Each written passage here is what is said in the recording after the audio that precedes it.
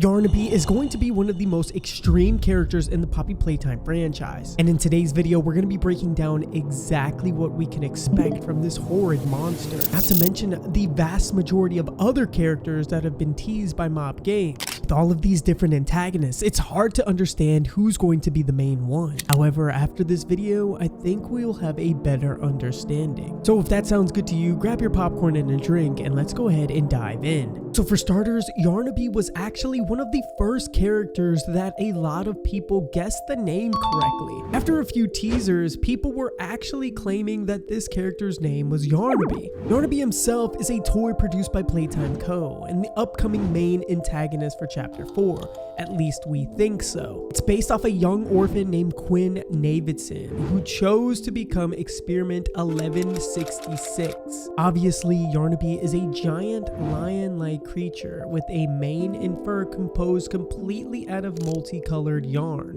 He has an orange and yellow face, black vertical lines splitting the face, and tan three-toed paws. What's interesting about this monster though is his altered paws with retractable sharp claws. And as I stated earlier, he does look like a lion, but things change drastically. When he's in his monster form, his face looks like it splits open, revealing jagged teeth, broken bits, and a second set of smaller teeth inside of his throat. This gruesome creature is one of the most horrific bigger bodies initiative creatures we've seen this far in the game. Up to my understanding, the only creepy creature that even comes close is Mrs. Delight, and that's only because she got battered in the Hour of Joy. But looking back at the other antagonists to this point, you'll see Mommy Longlegs, she might be evil, but she doesn't look this horrifying. Even Huggy Wuggy has sharp teeth, but he's furry and cute on the outside. And our last antagonist was Catnap. Nothing in comparison to this creature we're going to call Yarnaby. Now, how did Yarnaby come to be? Well, it all starts with Quinn Navidson, an orphan living in the play care. He was known for his unusual behavior and somewhat lackluster performance at the game station. This is the same game station that we came across in Chapter 2 when we met Bonzo Bunny for the first time, as well as Mommy Longlegs. However, one man, Dr. Harley Sawyer, a man that we're very familiar with at this point, noticed something about Quinn. He saw potential. Dr. Sawyer confronted Quinn and asked him to give it his all in the next round of tests, which he would personally oversee. Now, unfortunately for Quinn, Dr. Harley Sawyer didn't see a positive potential in the boy, but instead something that could help him promote his own undoing. However, Quinn agreed, and when the test came around, he outperformed everyone, especially in games like Whack-A-Wuggy and Statues. It didn't take long for Dr. Sawyer to realize Quinn was hiding his true capabilities. These are the same games that we took part in as well. However, Quinn literally got the top high score in each one of them. In August 1990, Quinn was selected to undergo a procedure that would transform him into Yarnaby's bigger body counterpart, Experiment 1166. After the procedure, Yarnaby began showing strange signs of loyalty to Dr. Sawyer and some of the other selected security staff members. Sawyer quickly figured out that this meant Yarnaby could be molded and controlled as he saw fit. Again, as I said earlier, Dr. Harley Sawyer was molding this boy from a young age. He was creating his perfect monster, having the boy look at him as the only sign of positivity in his life, thus willing to give him anything that he asked. And this started before the boy became a bigger body, which could have potentially made him more aggressive towards Dr. Sawyer. However, this man is more smart and conniving than we could ever imagine. And it didn't stop there, as Dr. Sawyer isolated Yarnaby, keeping him away from the others in the facility, and this created a strong attachment between the two. Yarnaby saw Sawyer as a kind of master. Sawyer, on the other hand, had plans to use Yarnaby as a personal bodyguard. However, things didn't actually go as planned. As we know, Dr. Sawyer was removed from the facility, and Yarnaby lapsed into an unresponsive, grief-stricken state. It was clear that Yarnaby had formed a bond that went beyond just loyalty. He was emotionally devastated by the loss of his master. Dr. Carmine McCabe deemed Yarnaby a failure, leading the higher-ups to decide what to do with him next. And that was the last we've heard about this character. However, you can only imagine as he sat in that dark cell, left with all the other forbidden toys, he must have been conjuring up an evil way of getting back at his perpetrators. And my theory is, when we step near Yarnaby, finally, maybe even accidentally releasing him from his cell, we are going to be in a world of hurt, as this poor creature is looking to get back to his master by any means necessary. And unless our character just so happens to be Dr. Harley Sawyer, well, things aren't going to go well for us. Which brings me to how exactly Yarnaby is going to be able to wreak havoc on us and anybody else in his way. So let's talk about his abilities. Based off what we know, he's strong, fast, and surprisingly agile. This makes sense as his bigger body is pretty much based off of a lion. However, unlike a normal lion, this creature can split his head apart. His face can be split open vertically, revealing a horrifying set of sharp teeth and a smaller ring of jagged teeth deep inside of his throat. Let's just say he might be the throat goat of all of the characters up until this point. It's a terrifying feature that makes Yarnaby a truly unique antagonist.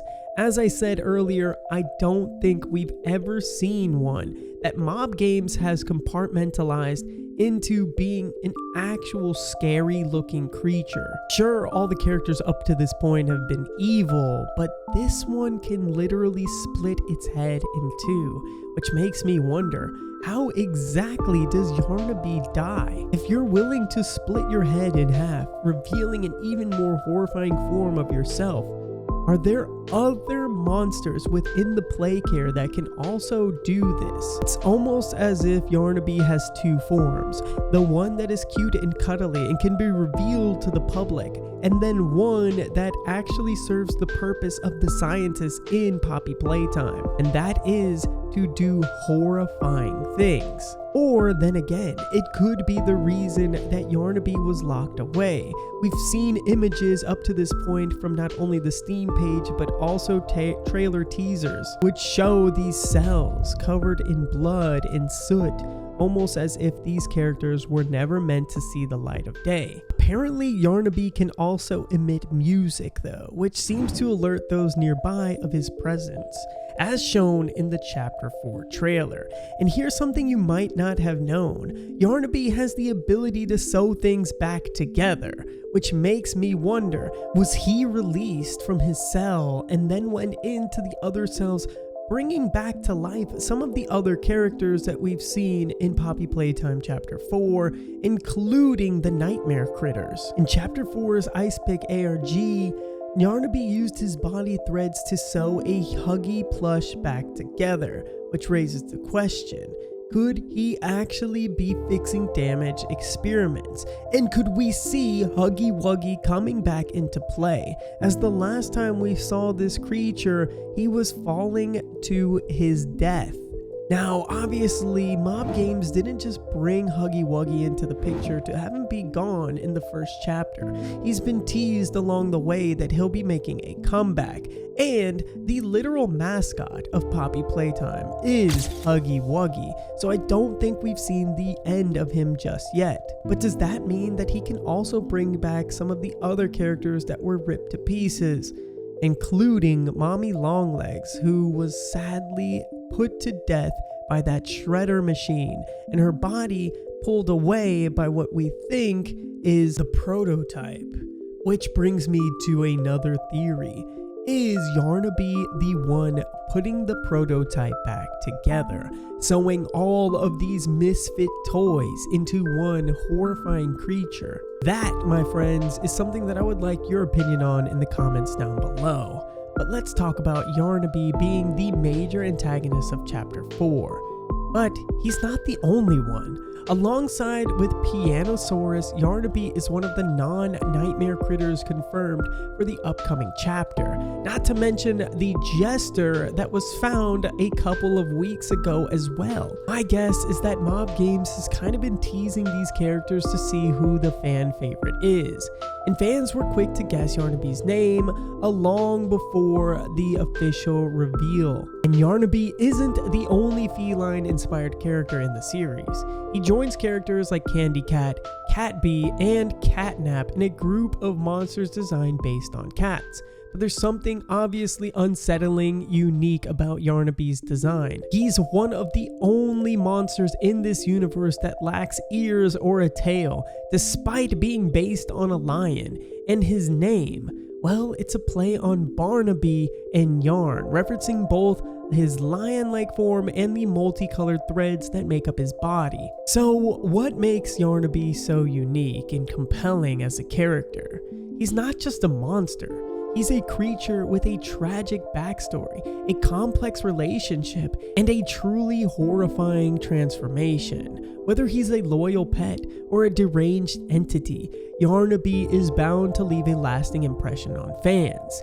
He's also one of the only characters in Mob Games history where we get a backstory before the game itself starts. They've done a really good job at pushing this character's backstory to us, giving us a sense of sympathy towards him, understanding that this isn't just a character out for blood, but instead one that has lost his way, a tragic story of a young boy just looking for somebody to love him. When he finally found that person, he was yanked away from him. So whose fault is it that Yarnaby is this evil character that we're supposed to be fighting in Chapter 4? Is it the acts of an evil doctor or a young boy that's just misunderstood, that doesn't want to hurt anybody at all? He just wants to find somebody that cares for him. Obviously, unlike the other antagonists in the past, outside of Catnap, this is once again a small boy that just is misunderstood. He's not like Huggy Wuggy or Mommy Longlegs, who literally might have been programmed for evil. Instead, he's a character who just wanted to be freed,